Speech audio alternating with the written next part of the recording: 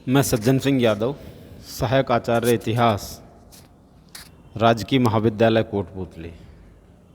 प्रिय विद्यार्थियों, BA part second year इतिहास विषय के विद्यार्थियों हेतु भारतीय संस्कृति के मूल आधार या भारतीय संस्कृति की रूपरेखा के अंतर्गत प्रस्तुत वीडियो का विषय है संस्कार। देखिए, आदर्श मानव जीवन के लिए भारतीय धार्मिक अनुष्ठान में संस्कारों का विशेष महत्व है। जन्म से लेकर मृत्यु पर्यंत अनेक धार्मिक क्रियाओं से युक्त संस्कार किए जाते हैं। संस्कारों का व्यक्ति के जीवन में क्या महत्व है और ये क्यों किए जाते हैं, इन दोनों प्रश्नों का उत्तर व्यक्ति के जीवन के परिष्कार और नवीन गुणों के समावेश में समाहित है। भारतीय विचार में प्राय यह विश्वास किया गया है कि जन्म से व्यक्ति शूद्र होता है, परंतु संस्कार से वह द्विजत्व को प्राप्त करता है। जन्मना जायते शूद्र संस्कारादि द्विज उच्यते। भारत में व्यक्तिगत जीवन को सुव्यवस्थित करके पूर्णता की ओर ले जाने के लिए जिन धार्मिक क्रियाओं को अपनाया गया है, संस्कार उनमें से एक है। भारतीय विचार में शुद्धता और पवित्रता को अच्छे चरित्र का मूल आधार स्वीकार किया गया है। इसलिए धार्मिक आधार पर व्यक्ति के जीवन को परिशुद्ध बनाने की दृष्टि से संस्कारों की अवधारणा ने जन्म लिया। सभी संस्कारों में अग्नि, जल और मंत्रों का प्रयोग होता था। इनके द्वारा अशुभ का नाश और शुभ का प्रादुर्भाव होता है। संस्कार शब्द की उत्पत्ति समपूर्वक कुंच धातु से धंज प्रत्यय लगाकर हुई है। इसका प्रयोग अनेक अर्थों में किया गया है, जैसे शिक्षा, संस्कृति, सौजन्य, पूर्णता, संस्कार, शोभा, आभूषण, प्रभाव, धार्मिक विधि विधान, अभिषेक और शुद्धि इत्यादि। परंतु वर्तमान संदर्भ में इसका प्रयोग शुद्धि के अर्थ में किया जाता है। सभी धर्मशास्त्रों में कहा गया है कि संस्कार शरीर को विशुद्ध कर आत्मा के उपयुक्त बनाते हैं।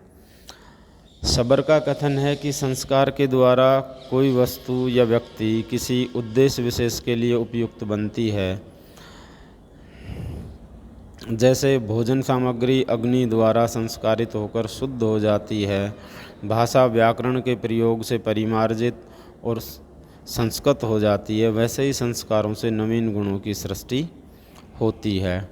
संस्कार परिवार में धार्मिक अनुष्ठान और उत्सव के वातावरण में संपन्न होते हैं।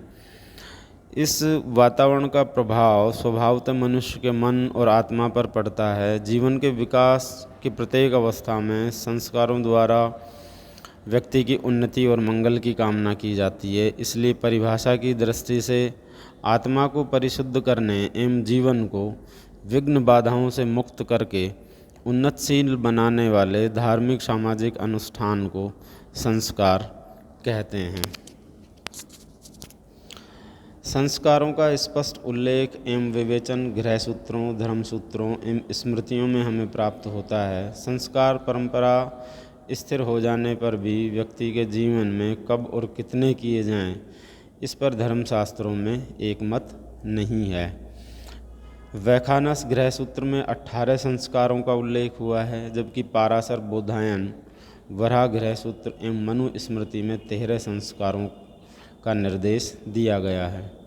गौतम गृहसूत्र में इनकी संख्या 40 तक बताई गई है, लेकिन वर्तमान में 16 संस्कार प्रमुख माने जाते हैं, जिनमें पहला है गर्भाधान, दूसरा पुंसवन, इसके पश्चात सीमंतोन्नयन, जातकर्म, नामकरण, निष्क्रमण, अन्नप्राशन, चूड़ाकर्म, कर्णभेदन, विद्यारंभ, उपनयन, वेदारंभ, केशांत, समावर्तन, विवाह और अंतिम अंत्येष्टि। यहाँ यह स्मरणीय है कि प्रारंभिक वैदिक साहित्य में सभी संस्कारों का उल्लेख नहीं हुआ है। ऋग्वेद में गर्भाधान, विवाह और मृत्यु तथा यजुर्वेद में उपनयन और मुंडन ही उल्लिखित हैं। ब्राह्मण और उपनिषद ग्रंथों में भी संस्कारों का व्यवस्थित स्वरूप उल्लिखित नहीं है, अतः यह स्पष्ट है कि संस्कारों की व्यवस्थित विवेचना सूत्र और स्मृति ग्रंथों से ही मिलना प्रारंभ होती है। प्राचीन काल में समाज के सभी वर्ग संस्कार संपन्न करने के अधिकारी नहीं थे। संस्कार द्विज वर्गों के धार्मिक अनुष्ठान माने गए हैं। शूद्रों को संस्कार का अधिकारी नहीं माना गया है, लेकिन बाद में ब्राह्मण ग्रंथों में उन्हें कुछ संस्कार जैसे नामकरण, पुंसवन, जातकर्म, अन्नप्राशन इत्यादि का अधिकार दिया गया, वह भी इस शर्त पर कि इन संस्कारों को करते समय मंत्रों का प्रयोग नहीं किया जाएगा।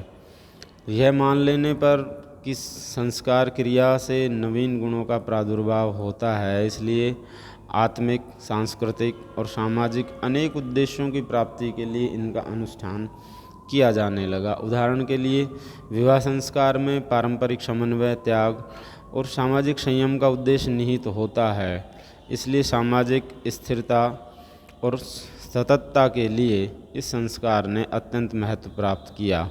कुछ संस्कारों की प्रकृति प्रतीकात्मक और रहस्यमयी भी प्रतीत होती है। कोई भी उन्नत समाज विवेकशील और चरित्रवान व्यक्तियों से बनता है, अतः भारतीय परंपरा में आदर्श समाज के संगठन के लिए शारीरिक और मानसिक रूप से आदर्श व्यक्तियों के निर्माण में संस्कार की अवधारणा अपने आप में विशिष्ट है। गृहसूत्र प्राय विवाह से प्रारंभ होकर समावर्तन पर्यंत दैहिक संस्कारों का वर्णन करते हैं। उनमें से अधिकांश अंत्येष्टि का उल्लेख नहीं करते हैं, केवल पाराशर, आश्वासन और बोधायन ही इसका वर्णन करते हैं। तो ये था संस्कारों का प्रारंभिक परिचय और उनकी उत्पत्ति। प्रस्तुत वीडियो में इतना ही। धन्यवाद।